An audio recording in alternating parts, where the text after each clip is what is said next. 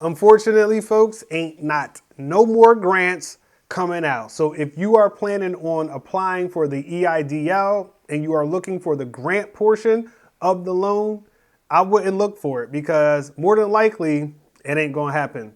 Let's jump into it.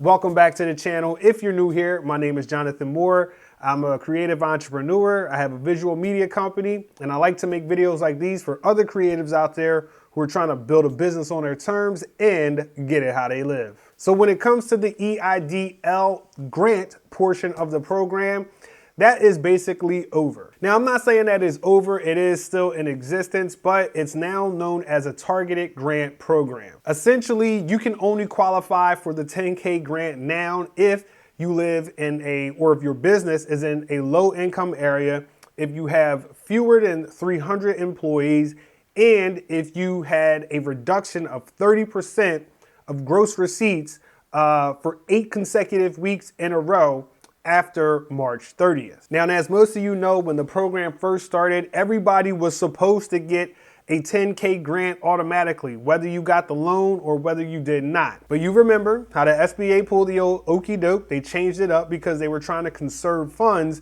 and help as many people as possible, which I guess makes sense to a degree. So now with the new stimulus package passing and there being money put back into the EIDG, which is the grant portion of the program, now they've come out with different guidelines, which are basically they're targeting these grants. Also with the update of this program, if you didn't apply for the EIDL during the first round where you actually had the option to opt in to be considered for the 10K grant, okay, you will not have that option any longer. Now, in order to get the 10K grant, you basically have to meet this criteria that was just laid out with the income being reduced, being in a low income area, and having, a business with 300 employees or fewer. And even if you meet that criteria, I wouldn't get too hyped up because essentially the way the program is supposed to happen is the SBA is going to roll out by emailing and inviting people who applied for the program during the first round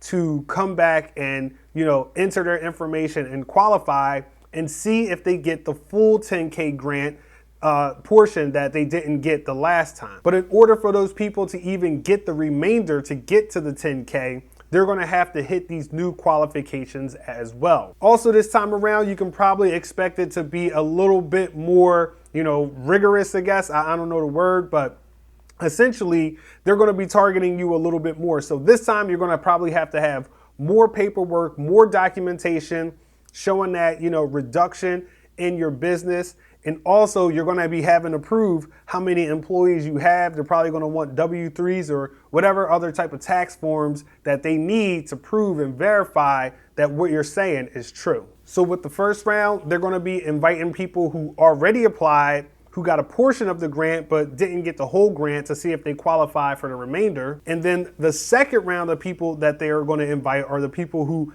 previously applied but didn't get any of the grant at all. And keep in mind, even though these people didn't get any of the grant, they're still going to have to hit these qualifications to even be considered for the grant. So just to wrap it up, keep in mind that for this time, if you're applying for an EIDL for the first time, don't expect to get the grant at all unless you hit, these different criteria that they set out. I'm not saying that you're not in that category, but if you're not, then just don't expect to get any grant funds at all. And if you applied in the first round and you didn't get the full 10K, don't expect to get the full 10K, once again, unless you hit these criteria. And keep in mind that if you are enrolling now, there's nothing that you can do. They will take away the option for you to get the 10K grant.